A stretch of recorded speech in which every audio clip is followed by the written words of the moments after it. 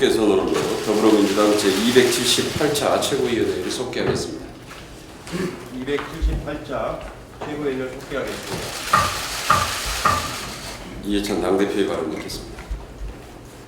어제 저는 정부 서울 청사에 있는 중앙 재난 안전 상황실을 찾아서 집중 호우 상황과 앞으로의 전망, 대비 처사를 점검을 하고 왔습니다. 어제 보고에 따르면은 앞으로 태풍 하구피의 상륙 영향으로 14일까지 열흘 동안 집중호우가 계속될 거라고 전망을 하고 있습니다. 뒤로 갈수록 피해 규모가 커질 가능성이 있습니다. 취약지역에서 사고가 날 가능성이 또 있습니다. 앞으로 일주일 한 열흘 동안 아주 만전을 기해서 사고를 예방하도록 당에서도 최선을 다하겠습니다. 이미 그 유명을 달리하신 분들도 있고 이재민이 많이 발생을 했습니다. 정부에서는 신속하게 가장 중요한 것은 빨리 대응하는 것입니다. 신속하게 대응을 해서 이재민들이 불편하지 않도록 그리고 유명을 달리하신 분들의 깊은 애도의 말씀을 드립니다. 어제 본회의에서 부동산거래신고법, 종부세법, 법인세법, 소득세법이 통과되었습니다. 정부도 수도권 주택공급 방안을 발표했습니다. 부동산 시장 안정을 위한 총력 대응이라고 하겠습니다. 이제 다주택 소유로 부동산 투기 소득을 올리던 시대에는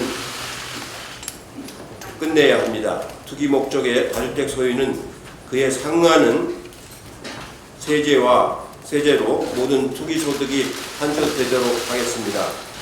민주당이 주택이 투기 대상이 아니라 실거주 대상이 될 때까지 지속적으로 관리를 하도록 하겠습니다. 투기 목적의 다주택자는 하루빨리 처분하는 것이 이익이 될 거라는 것을 분명하게 말씀을 드립니다. 아울러 과도하게 높아진 주택가격의 연착륙을 위한 공급대책도 어제 발표를 했습니다. 수도권 주택공급대책은 투기 주택공급이 아니라 실수요적 공급에 초점을 맞춘 것입니다. 앞으로도 주택의 공적 성격을 강화시키기 위한 주택공급을 더욱 확대해 나가도록 하겠습니다. 부동산 세제 개혁과 실거주용 공급 정책으로 주택시장을 정상화하고 임대차 3법으로 임차인의 주거 안정을 높이는 정책은 단발로 끝날 것이 아니라 꾸준히 추진되고 보완되어야 합니다. 21대 국회 내내 민주당의 가장 핵심적인 정책으로 추진하도록 하겠습니다. 어제 공수처 후속 3법이 본회의를 통과했습니다. 공수처장도 인사청문회 대상이 되는 등 공수처 설치를 위한 법적 기반이 마련이 되었습니다.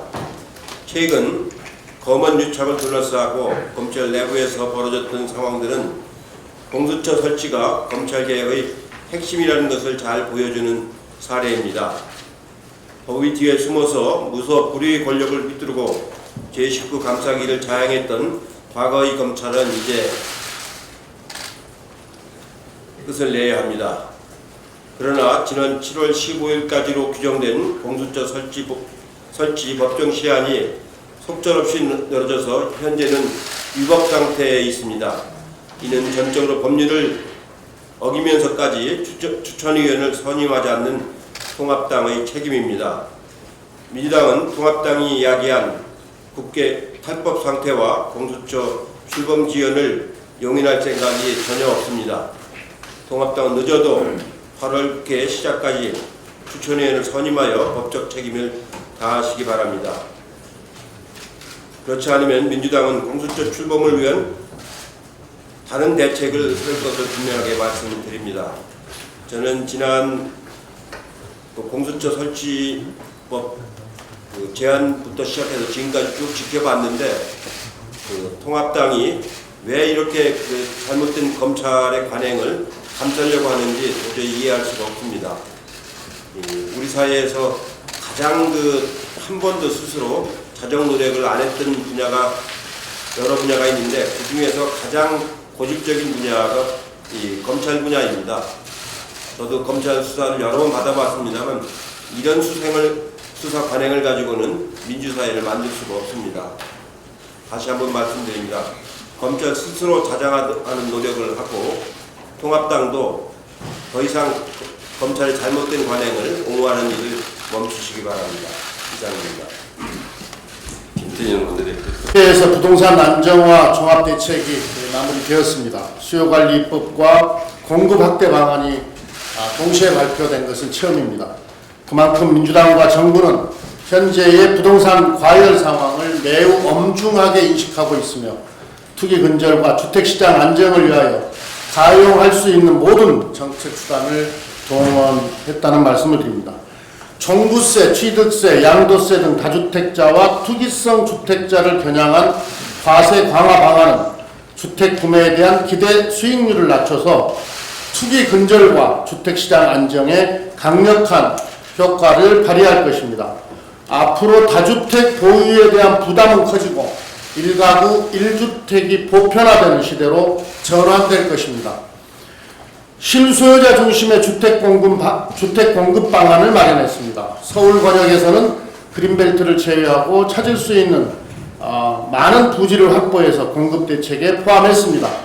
불안한 마음에 집을 사들이는 소위 공포 수요를 진정시킬 수 있을 정도로 충분한 공급이 가능토록 하기 위해서입니다. 이번 공급 물량의 상당수는 생애 최초 구입자, 청년, 신혼부부에게 공급할 계획입니다. 이번 대책을 포함해 향후 수도권 지역에는 총 127만 호가 공급될 예정입니다. 향후 3기 신도시 입주가 시작되고 도심 주택 공급이 본격화되면 매매시장은 물론이거니와 전 월세 시장도 순차적으로 안정될 것입니다. 이번 서울 도심 주택 공급의 핵심은 공공성 강화입니다. 도시 기본 계획을 유지하면서 투기 수요를 차단하는 방식으로 공공 참여형 고밀 재건축의 용적률을 높이는 새로운 방안을 도입했습니다. 재건축 층수를 높이는 조건으로 발생한 이익은 기부 체납을 받아 무주택 서민과 청년 신혼부부 등을 위한 공공주택으로 공급됩니다.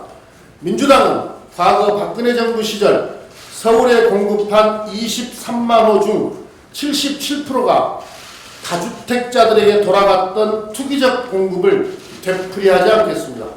원활한 주택 공급을 위해서는 중앙정부와 지방정부의 협력이 필수적입니다. 민주당은 정부가 발표한 주택 공급 방안이 원활하게 진행될 수 있도록 지방정부와 긴밀한 협의를 추진하겠습니다. 당과 중앙정부, 지방정부가 참여하는 주택공급 정책협의회를 구성해서 공급 문제를 밀도 있게 협의하겠습니다.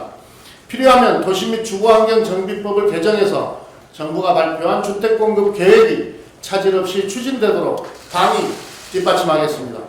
주택시장 안정화를 위하여 필요하면 언제든 강력한 추가 대책을 준비하겠습니다. 전월세 임대차 시장에 대해서는 선제적인 보완 대책을 마련하겠습니다. 금리가 높았던 시절에 책정되었던 4%의 전월세 전환율은 현재의 저금리 상황에 맞게 낮추는 등 탄력적인 운영 방안을 마련하겠습니다. 임대인이 전세를 월세로 바꾸는 것도 최소화하는 방안을 검토하겠습니다. 교통대책도 꼼꼼하게 살피겠습니다.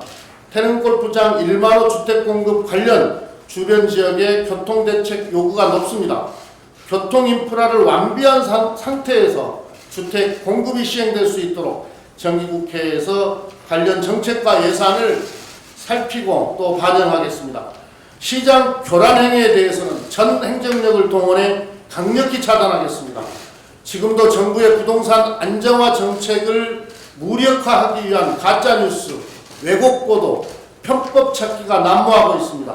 오늘부터 매주 경제부총리와 국토부 장관은 물론 국세청장, 금융감독원장까지 참여하는 부동산 시장 점검 관계장관 회의를 개최해서 시장 결란 행위에 대해 엄정히 대응할 것입니다. 또 당정은 부동산 시장 점검 TF를 통해 시장 상황을 지속적으로 모니터링하면서 필요시 신속히 조치할 것입니다. 당과 정부의 정책 의지가 이번만큼은 다르다는 것을 시장에 확실히 보여줄 것입니다. 매우 심각합니다. 말로 다 할 수 없는 고통에 빠진 피해 지역 국민과 아픔을 함께 겪는 모든 국민께 위로의 말씀을 드립니다. 문재인 대통령이 당부한 대로 피해 지역을 특별 재난 지역으로 신속하게 선포할 수 있도록 하고 우리 당의 비상대응 체제를 가동해서 피해 지역 국민과 지방자치단체를 총력 지원해 나가겠습니다. 민생 지원 대책을 면밀하게 살피고 정부와 신속하고 긴밀하게 협의해 대처하겠습니다. 특히 조속한 피해 수습에도 만전을 다할 것입니다. 어제 국회 본회의에서 민생개혁 부속 법안이 통과됐습니다.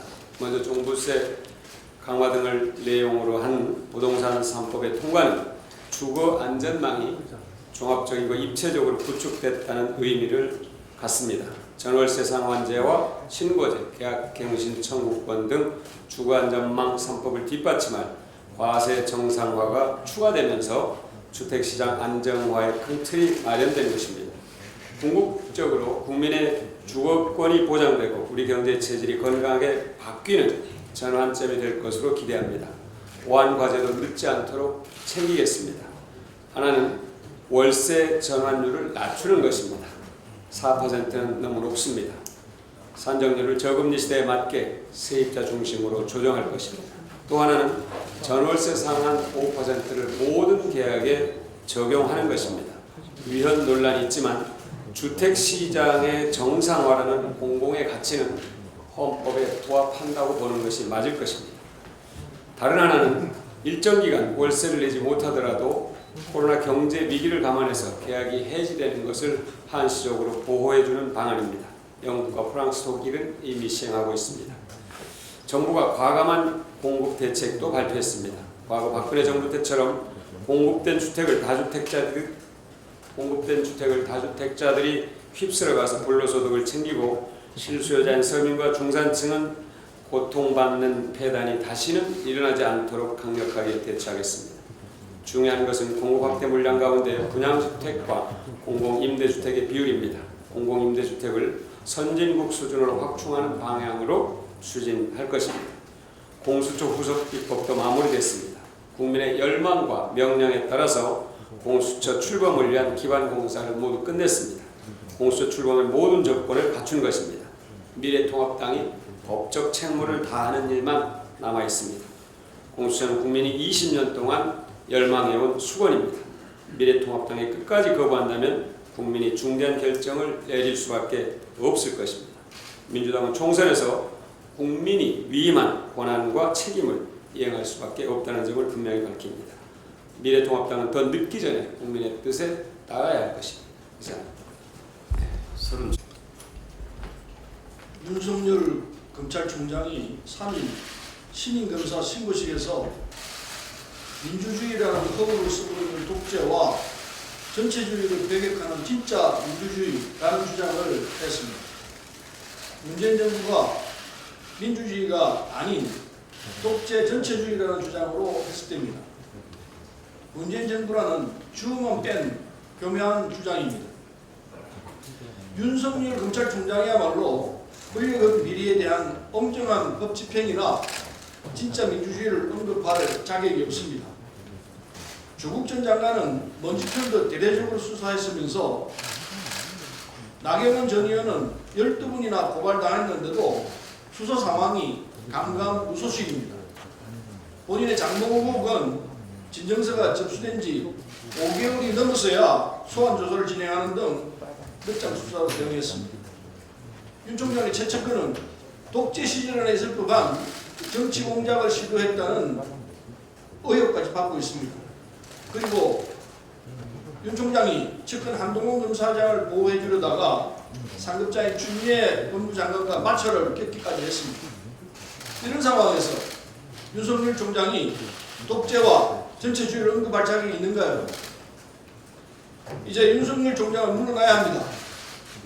문재인 정부를 독재와 전체주의라면서 검찰총장직에 있다는 것은 독재와 전체주의 대열에 함께한다는 것과 무엇이 다릅니까? 차라리 문재인 정부의 검찰총장직에서 물러나서 본격적인 정치의 길로 들어서는 것이 현명할 것입니다.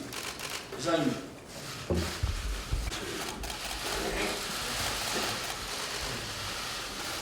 네, 어제 부동산 관련법과 공수처 후속법 처리와 관련해서 미래통합당이 본회의에 출석해서 반대 토론을 나눴지만 정작 반대 표결에는 참여하지 않은 것은 참 이상스럽고 또 유감스럽습니다.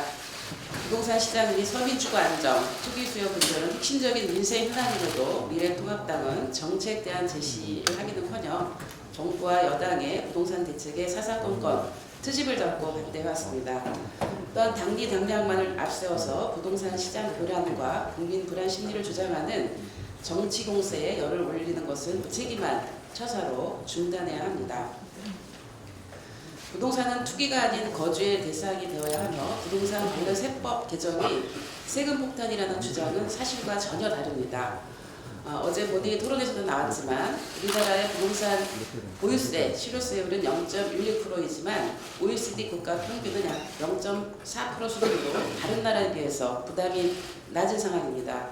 절반에도 미치지 못하고 있고 이번 세법 개정은 투기적 또는 조정 대상 지역, 다주택자 및 다주택 법인에 대한 중과세가 핵심입니다.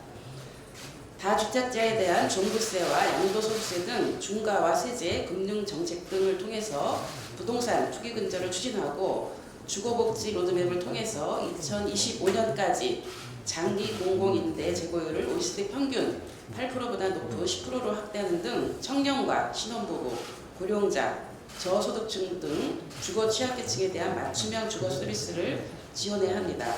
수도권과 서울 등 도시 내 주택 공급에 대한 확대, 분양가 상한제 등 실수요자 보호 정책을 추진해 왔습니다.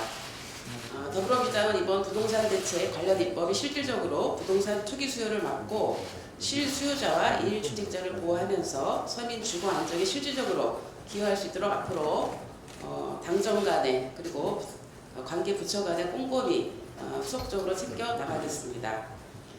그리고 어제 정부 관계기관 합동으로 서울 권역 중심으로 주택 13만 2천 세대 추가 공급하는 내용의 수도권 주택 공급 확대 방안을 발표해서 향후에 총 127만 세대를 공급할 예정으로 되어 있습니다. 공공재개발, 공공재건축을 전제로 한 고밀도 용적률을 상향하는 것은 투기 대상 공급은 억제하고 서민 주거 공급을 늘린다는 방향을 명확히 하는 것입니다. 근본적인 수요관리 대책에 이은 공급 확대 방안으로 실수요자의 불안감을 해소하고 수급 균형을 통한 시장 안정에 기여할 것이라고 기대됩니다. 이상입니다. 이영석 여러 최고위원들이 지적을 했습니다만 국회는 어제 7.10 부동산 대책 후속 입법을 마무리했습니다. 특히 부동산 3법 등을 의결해 주택시장이 안정화되고 집 없는 서민들이 주거권을 보장받을 수 있는 대전환의 계기를 마련했습니다. 법이 시행돼도 종부세 납부 대상은 전체 국민의 1% 내외에 불과하고 세율도 OECD 국가의 평균 세율에 미치지 못합니다. 그러나 미래통합당은 부동산 세금 폭탄 운운하며 각종 가짜 뉴스를 양산하고 있습니다. 부동산 시장을 교란하고 집값 안정을 가로막아 정치적인 이득을 챙겨보려는 꼼수 정치에 불과합니다. 정부는 앞으로 악의적인 가짜 뉴스가 발을 붙일 수 없도록 과도기적 부작용을 최소화하는 데 만전을 기해주시고 부동산 투기 세력들이 더 이상 시장을 교란시키지 못하도록 철저한 대응책을 마련해 주시기 바랍니다. 부동산 불패 신화, 강남 불패라는 말은 더 이상 통용되지 않는 낡은 유물이 돼야 합니다. 이번 부동산 대책을 통해 집은 거래하는 상품이 아니라 더불어 함께 사는 공간이라는 근본적인 인식 전환의 계기가 되기를 기대합니다. 그거를 마치